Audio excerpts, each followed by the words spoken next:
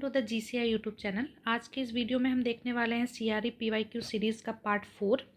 तो हमने question number 15 तक ऑलरेडी कर लिया है। अब हम क्वेश्चन नंबर 16 से स्टार्ट करेंगे। तो क्वेश्चन नंबर 16 है आपका, the rate of reaction A to B is 0.2 मोल पर मीटर क्यूब पर सेकेंड। आपका रेट दिया हुआ है at a particular concentration, that is CA1. Now the rate constant of the reaction at a given temperature is 0.1 meter cube per mole per second. If the reactant concentration is increased to 10 Ca at the same temperature, the reaction rate in mole per meter cube per second. तो basically एक आपके यहाँ पे reaction दिया हुआ है A से B और रेट भी आपकी दी हुई है 0.2 मोल पर मीटर क्यूब पर सेकेंड। कंसनट्रेशन आपका उस टाइम पे क्या है, CA1 है। अब बोल रहा है कि जो रेट कांस्टेंट है ना उसकी यहाँ पे आप देख सकते हो एट ए गिवन टेम्परेचर वो है 0.1 मीटर क्यूब पर मोल पर सेकेंड। अब यहाँ से हमें ये आइडेंटिफाई करना है कि ये ऑर्डर कौन सा है, क्योंकि हम जानते हैं कि सेकेंड ऑर्डर के लिए जो के की यूनिट होती है वो क्या होती है, मीटर क्यूब पर मोल पर सेकेंड। ठीक है, अगर हमारा फर्स्ट ऑर्डर होता है ये क्या है कि सेकेंड ऑर्डर के लिए है, फॉर द सेकेंड ऑर्डर। हम जनरल एक्सप्रेशन से भी देख सकते हैं, जैसे कि जो आप K1 की यूनिट निकालते हो वो क्या है आपका time inverse concentration to the power 1 minus n। ठीक है, कंसनट्रेशन की यूनिट जो होती है वो आपकी क्या होती है, मोल पर मीटर क्यूब।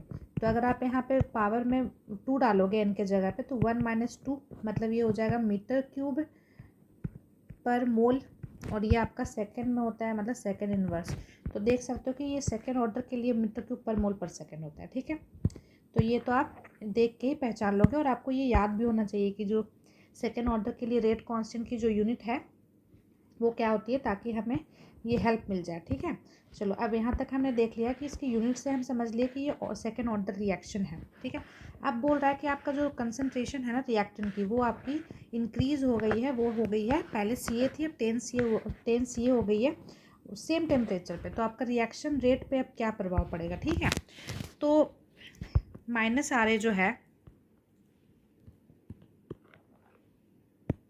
माइनस RA जो है हम कैसे लिखते हैं, minus RA for the second order. तो ये लिख सकते हैं K1 इंटू CA1 का होल स्क्वायर। ठीक है, अब ये रेट स्टार्टिंग में बोल रहा है कि आपका ये 0.2 था, कि आप के रहने दीजिए यहाँ पे, इंटू CA स्क्वायर C1 का होल स्क्वायर। ठीक है, अब बोल रहा है कि आपका जो रेट है वो क्या हो जाएगा जब आपका कंसनट्रेशन जो है ये 10 CA हो गया।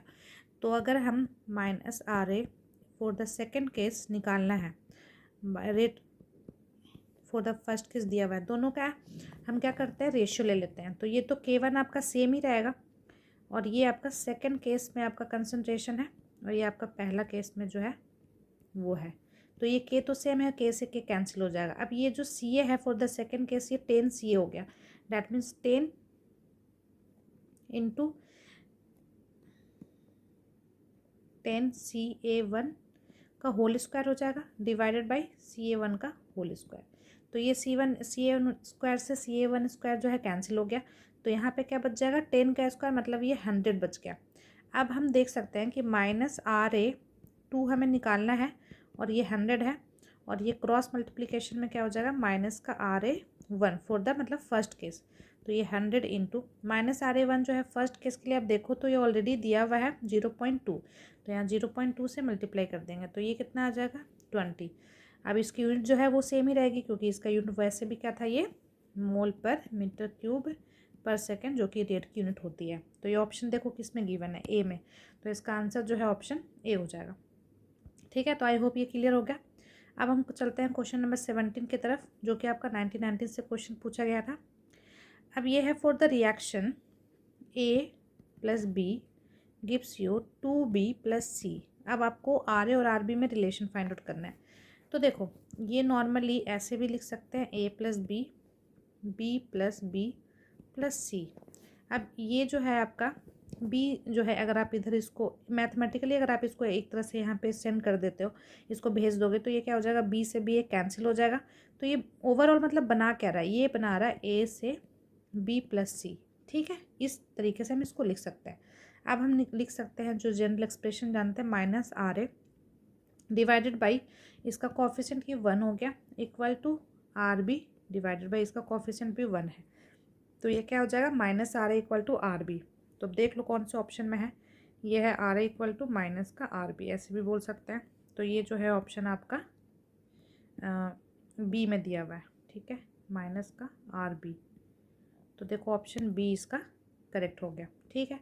इसी तरीके से क्वेश्चन नंबर 18 देखते हैं। क्वेश्चन नंबर 18 में बोल रहा है the temperature dependence of the chemical reaction rate in general can be written as K equal to K naught into T to the power M exponential minus E to the power R T. ये हम जानते हैं general temperature dependence chemical reaction जो है, के जो है general expression अगर हम लिखें तो ये होता है आपका K naught into T to the power M exponential E to the power minus E by R T.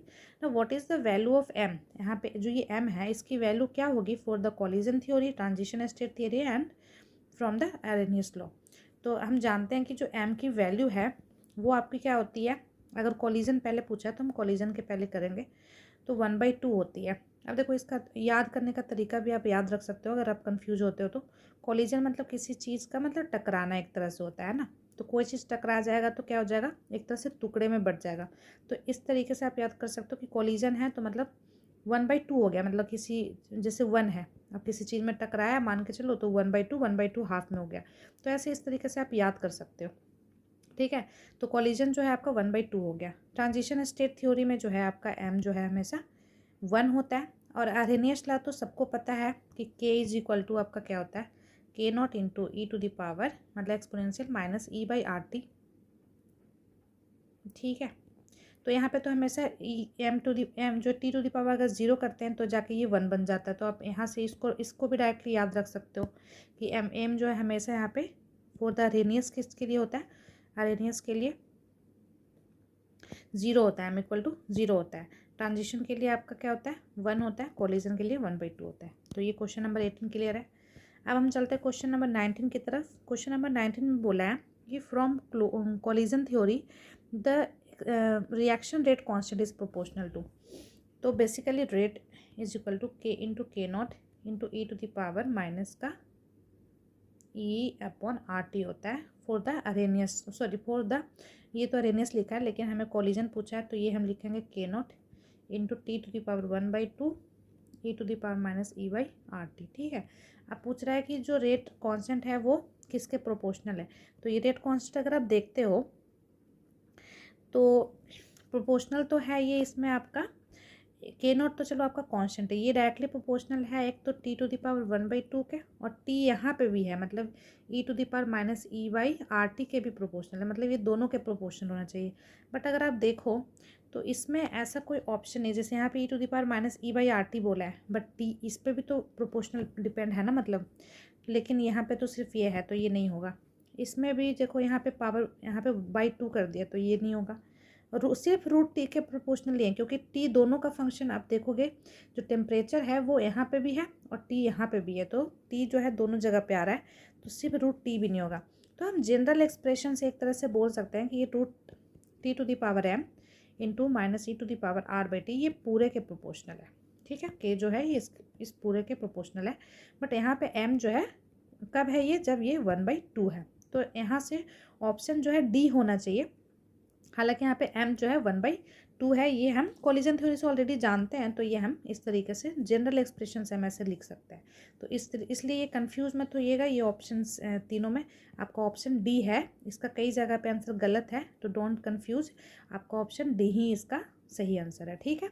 अब हम चलते हैं क्वेश्चन नंबर लास्ट आज की इस वीडियो के लिए। क्वेश्चन नंबर 20 बोलता है unit of frequency factor in Arrhenius equation. अब ये फ्रीक्वेंसी फैक्टर क्या होता है, के इज इक्वल टू हम अगर हम आर्हेनियस लॉ में लिखते हैं K naught into E to the power minus E by R T, तो ये जो आपका के नॉट है इसको हम बोलते हैं फ्रीक्वेंसी फैक्टर या बोलते हैं प्री एक्सपोनेंशियल फैक्टर, ठीक है।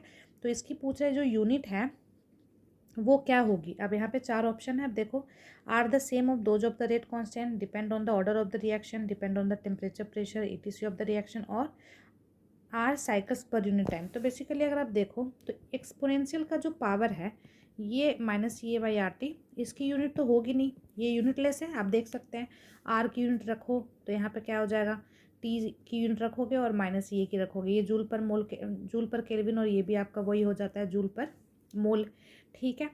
तो यहाँ पे जो एक्सपोनेंशियल का जो पावर है इसमें यूनिट लेस है, आप इसको देख सकते हो, ठीक है। अगर हम ये आर की यूनिट देखें तो जैसे अगर हम P V is equal to यहाँ पे एन आर टी लिखते हैं, ठीक है, तो आर टी की यूनिट देखोगे तो क्या हो जाएगा, प्रेशर जो है आपका ये पास्कल मीटर क्यूब पर मोल, ठीक है।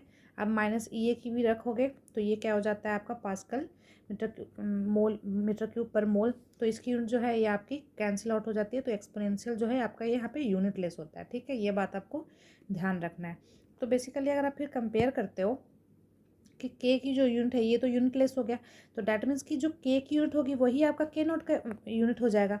तो यहाँ पे बोल रहा है कि यूनिट जो है फ्रीक्वेंसी फैक्टर का इन इस इक्वेशन में, वो पहला ऑप्शन देखो, are the same as those of the rate constant, तो इसका मतलब रेट कांस्टेंट के बराबर ही तो होगा, तो ये आपका ऑप्शन ए ही आपका करेक्ट हो गया, ठीक है। तो इस क्वेश्चन नंबर 20 का आंसर जो है आपका ए हो गया।